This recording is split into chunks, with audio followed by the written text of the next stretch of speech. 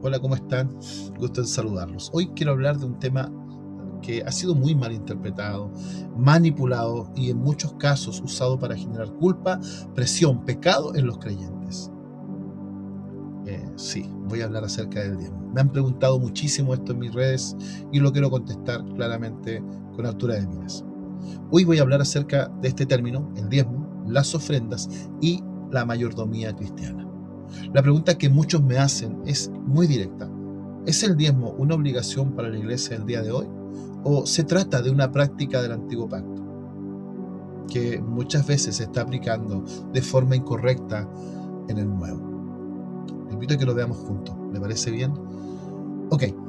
Muchos argumentan que el diezmo es eterno porque aparece antes de la ley mosaica. Y es cierto. Damas y caballeros, es cierto. Aparece con Abraham. Pero hay que mirar el contexto con mucho cuidado. Abraham diezma una sola vez, y no de un ingreso regular, sino de un botín de guerra, y se lo entrega a Melquisedec. No hay ningún mandamiento divino. Dios no le dice que lo haga de forma explícita, ¿verdad? ¿Por qué? Porque era una costumbre cultural de la época.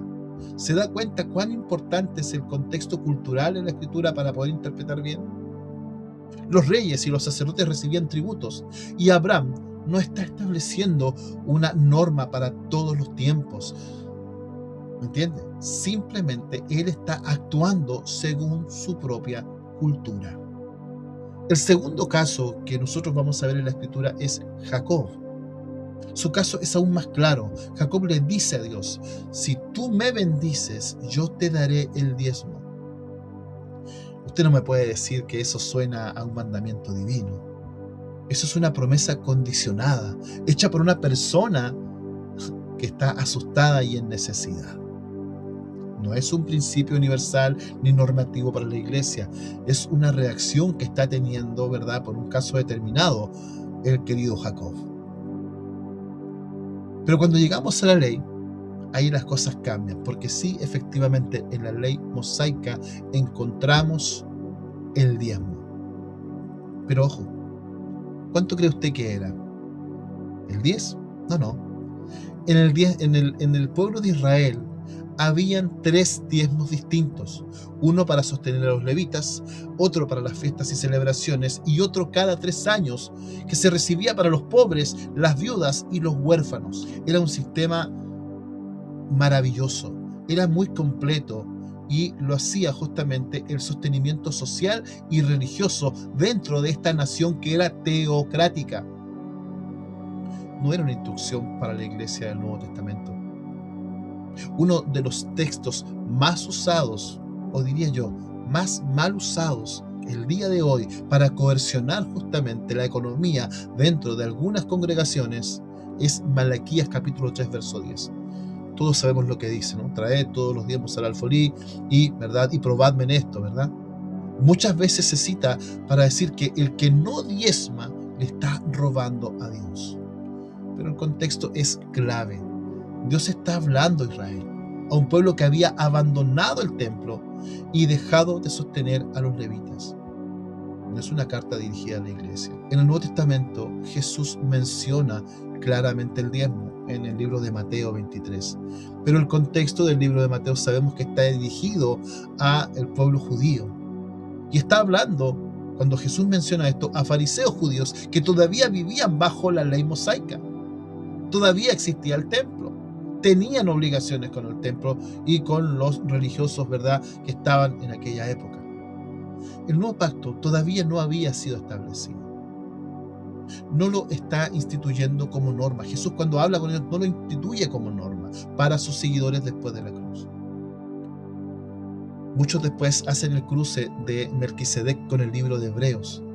Claro que Hebreos habla del diezmo, pero solo para mostrar el sacerdocio de Cristo, que claramente es superior a los sacerdotes.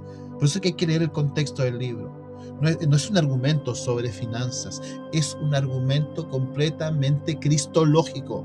Y cuando llegamos a Pablo, ¡ay, el bendito Pablo!, todo se nos aclara. Pablo nunca manda a los creyentes a diezmar. Lo que sí enseña es a dar con generosidad, y eso sí se necesita. Y lo dice con mucha claridad. Cada uno dé como propuso en su corazón, no con tristeza, ni tampoco por obligación, porque Dios ama al dador alegre. Aquí en este caso, claramente no hay un porcentaje obligatorio, no hay una amenaza detrás, hay completa libertad, hay una responsabilidad y estamos llamados a ser responsables con nuestra congregación. Claro que sí.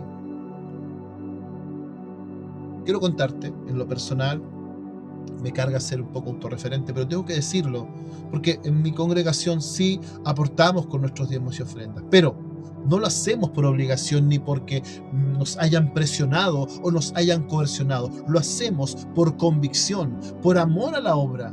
Nuestra iglesia, nuestra congregación, nuestra corporación es misionera y enviamos misioneros al extranjero, a países donde el evangelio es perseguido y necesitan sustento. Por eso es que nosotros lo hacemos con generosidad, toda la iglesia.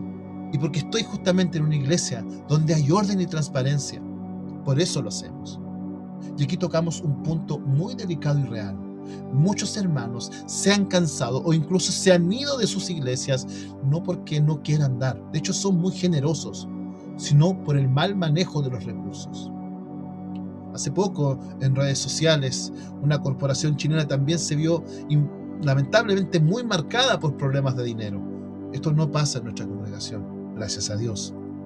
Cuando el dinero se concentra en pocas manos, cuando no hay rendición de cuentas claras, cuando se ven diferencias muy grandes entre la realidad de la congregación y el estilo de vida de algunos líderes, entonces sí hay problemas. Ahí surge un problema realmente serio. Mi hermano, mi hermana, mi amigo, mi amiga, la iglesia no está llamada a enriquecerse a sí misma. La iglesia está llamada a cuidar de los suyos, al que perdió el trabajo, a la viuda, al huérfano, al extranjero, al que está pasando necesidad. Ese es el verdadero corazón bíblico de poder dar. También es justo decir que la iglesia debe sostener dignamente a sus pastores.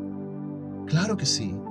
El obrero es digno de su salario y a todos nos gusta que el pastor vaya a nuestras casas, que ore por nosotros, escuchar nuestros problemas. Yo he visto que esto pasa. No se trata de que ellos vivan en pobreza, sino que puedan vivir sin angustia económica para que ellos puedan también vivir dignamente en sus hogares, porque también tienen familia. Pero hay una gran diferencia entre el sustento digno y el abuso. Por eso mi consejo es este. Evalúa con madurez. Pregunta, infórmate, debe haber claridad y orden y también responsabilidad en el manejo de los dineros de tu congregación. Si lo haces, no es rebeldía, es sabiduría. Eso es ser un cristiano verdadero. Estar preocupado de lo que se está haciendo dentro de la iglesia porque amamos la iglesia. En resumen, la Biblia no enseña que el diezmo sea una obligación para la iglesia neotestamentaria, pero sí enseña con mucha fuerza lo que le decía al comienzo, la mayordomía. ¿Tenemos que dar? Sí. ¿Tenemos que aportar? Sí. ¿Tenemos que sustentar la obra? Por supuesto que sí. ¿Debemos apoyar las misiones? Por supuesto que sí. ¿A usted le gusta sentarse en su congregación en una silla cómoda, tener los mejores equipos de amplificación, tener las mejores cámaras, los mejores instrumentos musicales? Pero eso claramente conlleva recursos económicos. No hay que hacerlo por miedo, ni tampoco por culpa, ni tampoco por presión. Lo hacemos porque entendemos que todo lo que tenemos proviene de Dios y queremos administrarlo con sabiduría y con un corazón agradecido y generoso. Entonces la verdadera pregunta no es si estoy dando el diezmo. La verdadera pregunta es, ¿estoy administrando bien todo lo que Dios me ha confiado? Dios no está buscando tu dinero, está buscando sin duda un corazón rendido a Él. Y claramente, si nos ha bendecido, lo mínimo que podemos hacer es expandir la obra en la congregación, para que muchos más puedan ser alcanzados. Mis hermanos, se necesitan Biblias, se necesita extender el reino, y para eso claramente necesitamos economía. Que esté muy bien. Espero que les sirva mi respuesta. Un abrazo.